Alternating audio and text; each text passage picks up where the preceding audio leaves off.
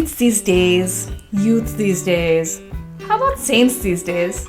What does it look like to draw close to Jesus and live as Catholics in our increasingly complex, confusing world? We're Susanna and Krysanne, promising no cliches, just honest conversations, personal stories, and insights into issues that affect us as modern Indian Catholics. Welcome to Saints These Days.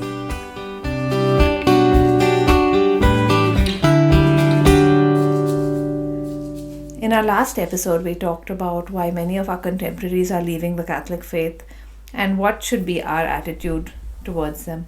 But today we want to talk about ourselves and those of us who have struggled with faith ourselves, or have had moments of doubt, or perhaps have just started feeling distant from God and started questioning whether He really exists, whether there's really truth in the Catholic faith, whether we were just imagining it all.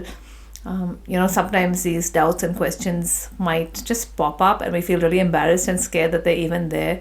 Or perhaps we've never even acknowledged that they're there. Like they're there, but like way, way, way back, and we've never brought them up to the surface. We've never said them to anyone. So we want to talk about that today. So have you ever wondered, Krysanne, why do I believe what I believe? How do I know it's true? Because, there are plenty of people who believe all sorts of things and they all think that they're right. So why do you think that your particular set of beliefs is actually true? So there are a few reasons, and what I keep coming back to is the experience that I've had of God's presence in my life, and the experience that I know I didn't make them up, and I know that I didn't dream it up or that I manufactured it for myself. It's a real thing that happened. And in a couple of episodes ago, I shared my story of how I experienced God personally, and that changed the entire trajectory of my life. And even since then, maybe in smaller and less dramatic ways, I have experienced God speak to me, reveal things to me, send me on these spiritual journeys that I would never have been able to orchestrate on my own, in such a way that I knew that this was someone outside of me, someone who was not me, another person who was speaking to me and doing things in my life. And these experiences, I keep coming back to them, and I keep telling myself, even if I do have, times where I doubt and I feel far away from God, and then it's is any of this true? I come back to these experiences and I realize, yeah, it is true. I have experienced God in my life, and I know that He's real, and I know that He's there.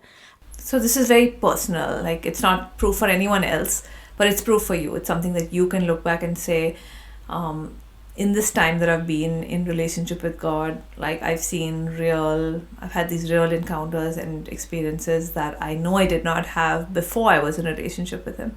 Right? Absolutely. This is completely personal to me. And another thing that really helps me is the fact that I know so many people who are intelligent, rational, reasonable people who are Catholic. And these are people, these are not the blind faith Catholics that we talked about in the last episode. But these are people who, they're well-traveled, they're well-read, they have been exposed to many different perspectives, and they have chosen this Catholic faith for themselves. It's not something that they inherited from their parents, but it's something that they chose for themselves. And looking at that, their confidence gives me confidence. How about you, Susanna? Why are you still Catholic despite those moments of doubt? Why are you still here? So like I shared in the last episode, I think one of the big things for me personally was being interested in apologetics and reading the reasons for the various Catholic, beliefs, and being able to see an overall picture that made sense to me.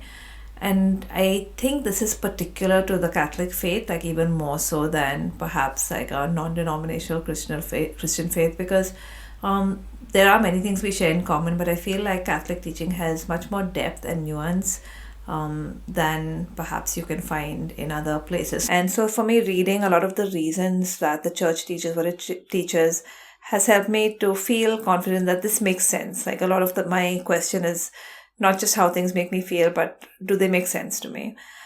And I feel like intellectually I was happy with a lot of the answers and they did make sense to me. But if I'm really honest, why would I even bother to, look through all of those reasons, because I haven't examined like every religion or every worldview's beliefs. And I think it's because even before that, growing up in a Catholic family, I saw many examples of faith, people who lived out their faith, not just my family, but like people outside of my family, people I came in touch with. And then also people that I read of, or read people whose writings I read. And there was something in them that I really respected. Like they seemed to be people of integrity. They seemed to be people of both faith and reason. In a larger sense, I could see that they were not just intelligent, educated people, but people in whom something was different. There was like fruit that I was seeing. And so again, for my personality type, a lot of the time, the question that I will ask is something effective? Does it work? Like that's really the proof for me. And I've seen it to work. And now this is again not for like the run-of-the-mill, like baptized Catholic who just shows up for Sunday Mass, because I feel like that I don't necessarily see huge differences in them. But people who have really been evangelized, people who have jumped into their faith, seem to be really living in relationship with God, people who frequent the sacraments, I see something different in them. And I see that same difference in me. So again, it's a sort of like, you see it after you practice it, but I've seen those things. So for me, sort of examining, looking back, I can see that the things that the faith promises, or the things that Jesus promised, I've seen those to be fulfilled. I've seen those to be true. And of course, like you shared, Krysanne, like I've also had my own little personal experiences and encounters. I have never had, one of those really major, like mystical events, like hearing an audible voice of God. I've met people who have actually had experiences like that, or who have had, different kind of physical manifestations of God's presence. And I do think God can reveal himself that way, but I also don't think that's necessarily very common, or that most of us experience God in that way. But I have experienced real answers to prayer. I've experienced some kinds of miracles, things that I could look back and say, I don't know how this happened. Like, this was not me. I didn't make it happen. Some people call this stuff manifestations, and I absolutely do not, because I did not manifest it. I did not like visualize it as it just happened. I literally was like, I bet this is not going to happen, but please God, can you make it happen? But it's totally fine if you don't, because it's fine. It's fine. It's fine. And he did it. That's anyway. Like the opposite of manifestation. Right? You're like, no. But God works with even just a little teeny tiny bit of faith, which is what I had. And I've seen so many crazy and beautiful things happen in my life, which I tend to forget after a while. So especially in my moments of doubt, I'm just like, I just don't even think about them. So yeah, I guess we've both had plenty of good reasons to believe. And so the real question is, if we have so many wonderful reasons to believe, why and how is it possible that we would doubt, right? Like, why would moments of doubt even happen? How could anyone who has experienced what we've experienced, who has lived through what we've lived, be like, oh, I wonder if God's really there, or if he really loves me, or if I'm just making all this up? What do you think? I think, or rather I know, that I don't live in a monastery. I live in the world, and the world is loud, and there's so many different voices. And it's kind of like, when you're on Instagram and the song suddenly goes viral and you hear it everywhere. It's like there are all these viral ideas that you're constantly being bombarded with that are kind of like at odds with our faith, that, kind of challenge our faith. And if we hear it all the time, something is going to happen. There's going to be an effect on us. And especially if the other voice, which is, the voice of God, is not as loud, it can really get drowned out by all of these voices. And the world, you guys, the world is so loud right now, like especially because of media. There's so many things that we watch, listen to, read. We spend so much of time on our phones. There's so many voices and they're so loud. And this is my theory as to why ever so often I will find myself in this place of like, why do I believe what I believe? Why don't I just kind of let go of these convictions? I guess human beings are very influenceable. We just are. And I think we're being very blind if we think that we personally are not influenceable. We all are. I am. I remember watching like TV shows when I was young. I would like literally start like walking like the main character without realizing. Suddenly I'm like, what am I doing? But we pick up ideas, right? We absorb what is around us, what is said to us, what we hear the most often, what we read the most often, what we listen to the most often. So what are we listening to? What are we hearing? And are we hearing it again and again and again and again in different ways? Because then just a part of you is going to start thinking, well, I guess, that makes sense. That seems right. That seems normal. So, Krysanne, I want to ask you, how do you know the difference between the voice of God and the voice of like everybody else? Because as I said, we're influenceable. So what if like what you think it's a voice of God, but really it's just like your Christian influences, like you're hearing your Christian influences, you're hearing your mom when you were little, you're hearing all the stuff you grew up with, you've just absorbed it all. How do you know it's really God? I do occasionally hear my mom's voice in my head going, you must pray the rosary every day, say a prayer before you go to sleep. So there's definitely voices in there that kind of seem like they might be godly voices, but they're not God's voices.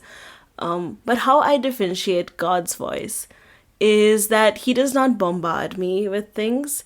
He's not extremely loud. In fact, he's quiet, he's gentle. That's in his nature to be gentle. And he says good things. So like, if there's a voice in my head that is saying something that goes against what's in the Bible, or that, common sense would say it's not good, then that's not God's voice. So even the voices in my head saying, oh, you're a terrible person because you've not been doing good things, you're a terrible person, that's not God's voice. So I can tell which voice belongs to him by the one that is silent, the one that kind of speaks in the stillness, and that says good things. And actually the place where I hear God's voice is in prayer and also in the Bible. In the Bible is basically, it's God's word. It's God's words to us. And so that's kind of how I know what he sounds like. And when I pray, that's when I actually make time for him to speak to me. So that's kind of where I actually hear his voice. So you're saying like the times you feel doubt or distance from God is when the voices of the world are louder than the voice of God. You hear the voice of God in prayer. So yeah, I think that sounds right to me, because when I stop praying is typically when I start doubting more. I feel distant. Well, it starts with I start feeling distant from God, and then I start doubting more, and then I start constantly hearing these other perspectives. Like they just get really loud in my head. And I think it's because I'm no longer really in connection with God. And I feel like when that connection breaks, in some way that leaves me more susceptible to doubt and to feeling distant from God. So that actually sounds like a relationship to me, right? Like when you are in a relationship with someone and you're not communicating well with them, that's kind of when the doubts creep in, or the self-doubt of like, is this really the person that I want to be with? I'm not sure anymore. And you start, maybe even you become suspicious and you start doubting their intentions. And yeah, so it kind of sounds like a relationship to me. Yeah, I remember when my husband Joel and I, when we were engaged, so we were in a long distance engagement. We were in 2 different cities. And quite often, if we had not met for a while and we were only texting, we would start feeling a little more disconnected. And sometimes I would start getting worried about our relationship and about like, did I make the right choice? Like, this is really the man that I love? Does he really love me? And then we would, I'd make a trip to meet him, I would make a trip to meet me, and we'd meet each other, and it would be like, of course, like, this is who you are, this is who I am, this is who we are together. And so I feel like there's absolutely like doubt and that can creep in when you are not connected.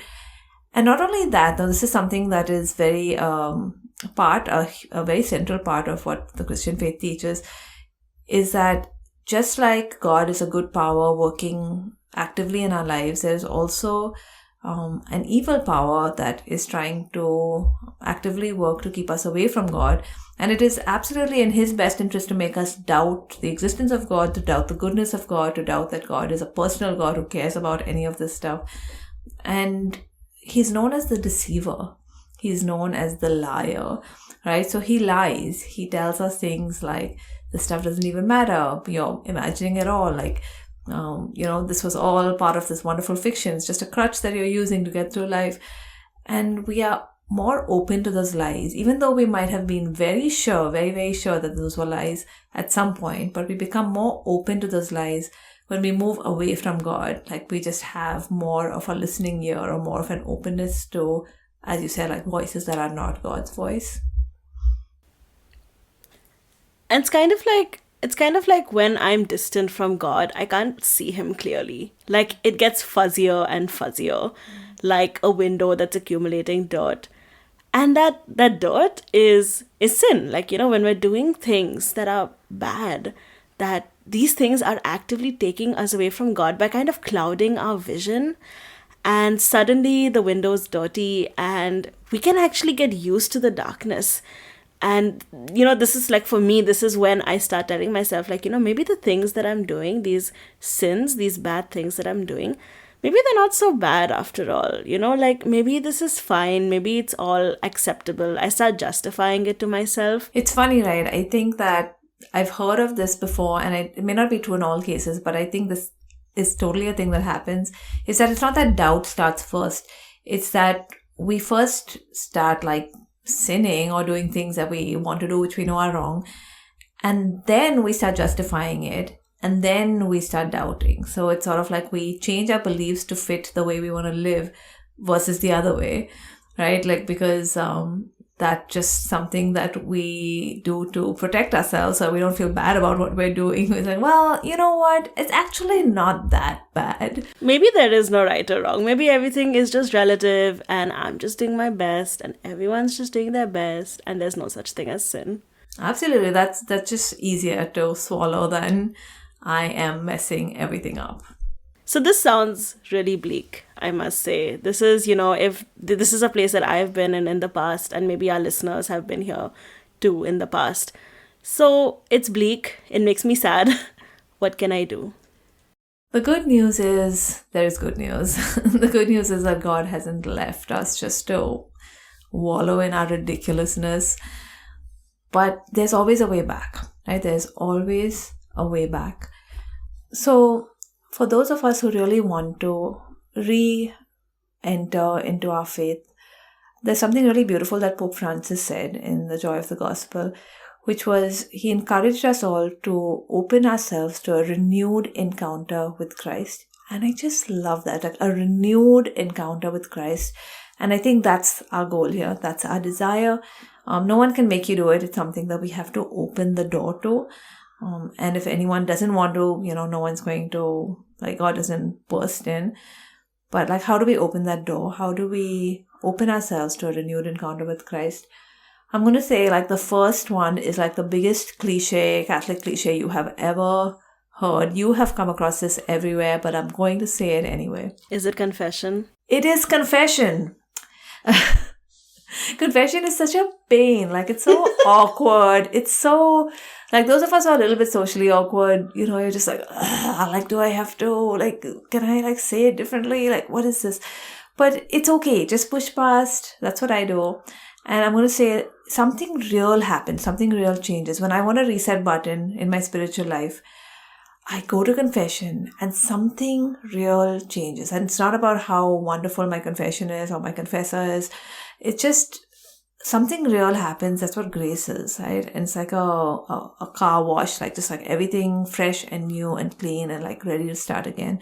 It's not that everything is perfect or in place, but you've got enough like steam to start again. You're not just deflated.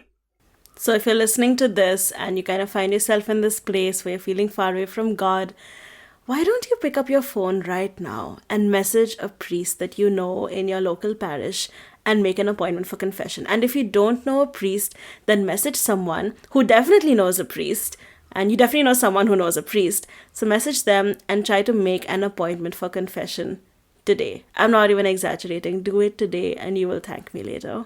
Please thank Krysanne later.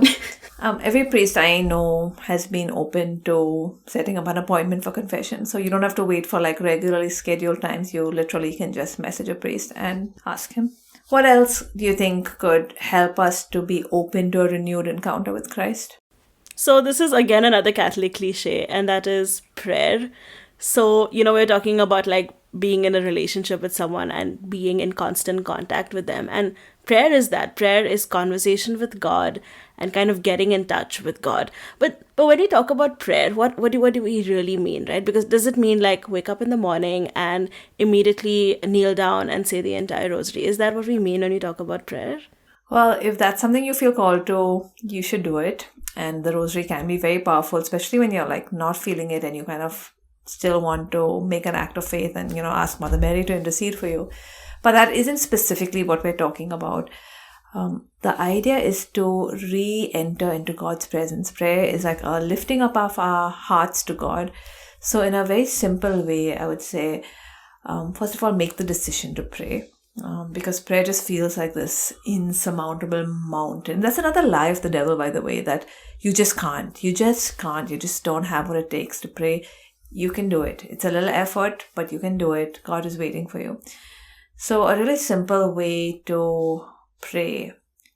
Oh my gosh, am I one of those Catholic preachers who just like gives you little acronyms for prayer? I don't have an acronym, but everybody's got that's different so methods. Disappointing, Susanna. I don't think this is gonna work if it doesn't have an acronym. I'm really sorry. I'll work on an acronym. As of now, I'm just going to give it to you in a really simple way. So the first thing is just sit down and tell God aloud that you believe He is there.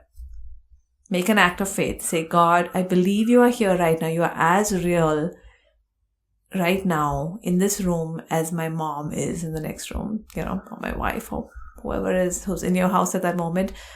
Make that act of faith because it's an invitation to God, and it's also something that helps you to remember that God is there. He is there. The second thing is to be real with Him. Open yourself up to where you are. You don't have to like sing a bunch of hymns. You don't have to enter into praise and worship. You don't have to do a thank you prayer first. You can tell God where you are, who you are, what is really going on. You don't have to pretend.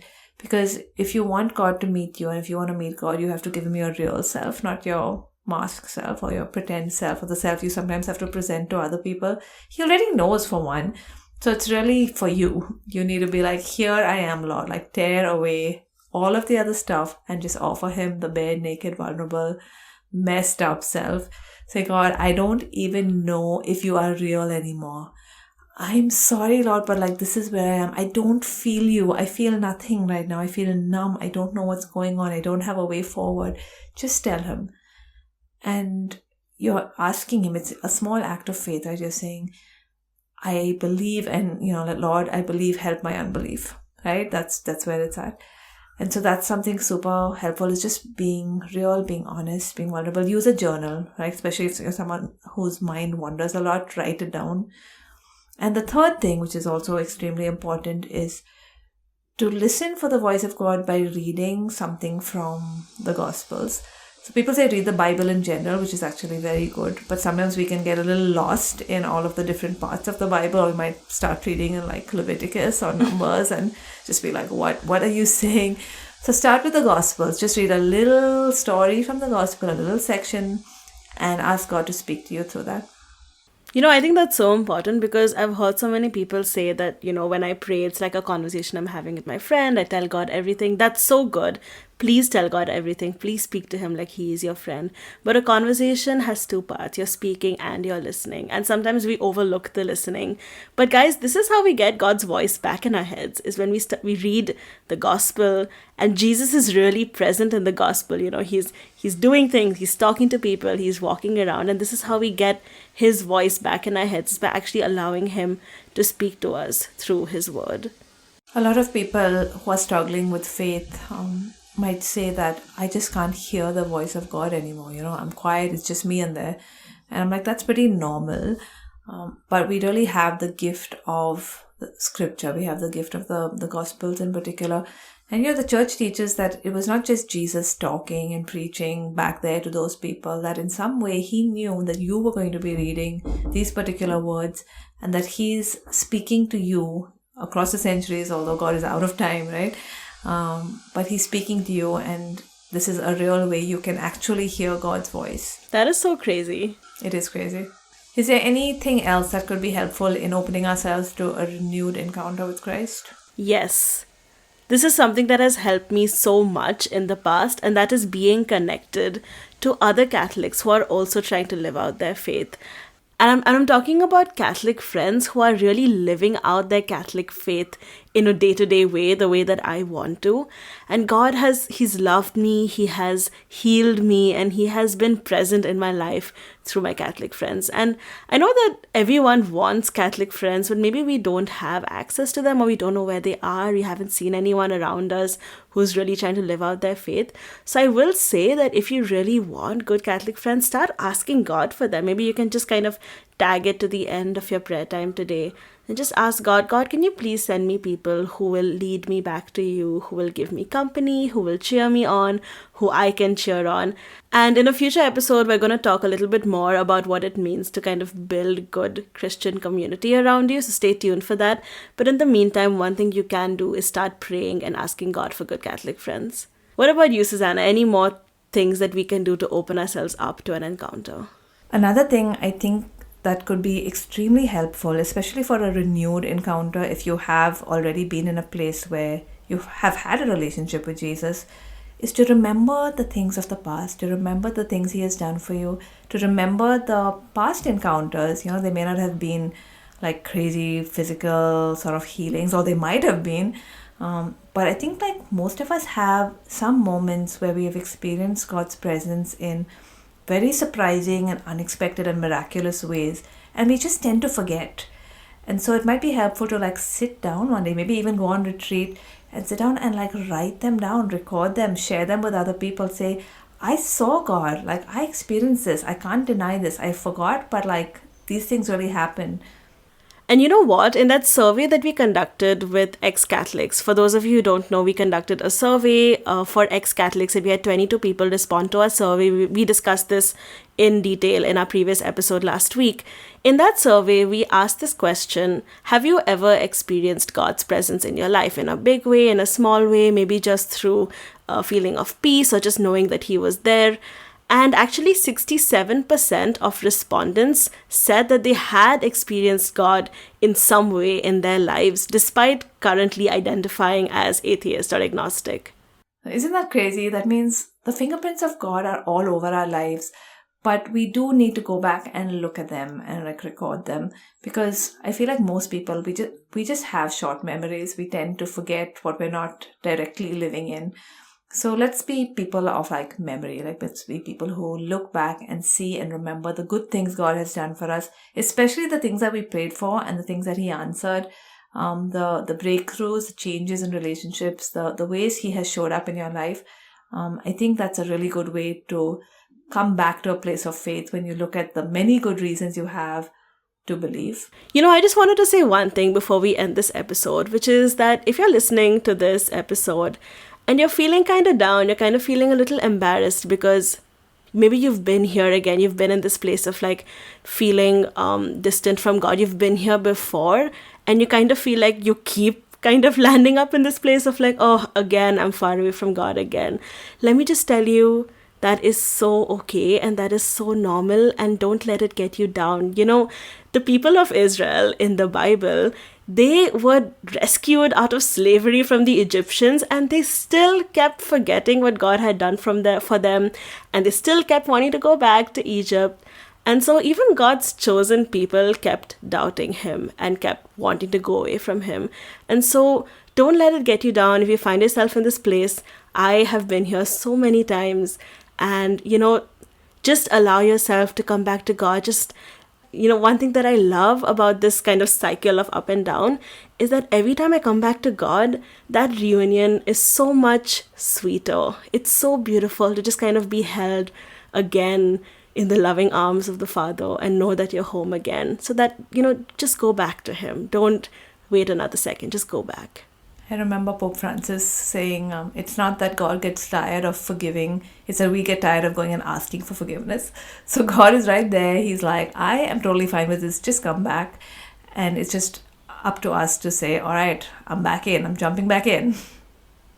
Thank you so much for listening to this episode. If you like this episode, please don't forget to follow us on Instagram, we're Saints These Days, and definitely share this episode with someone who you know who's kind of going through this phase, they're feeling far from God. Share this episode with them and pray for them. Thank you so much for listening.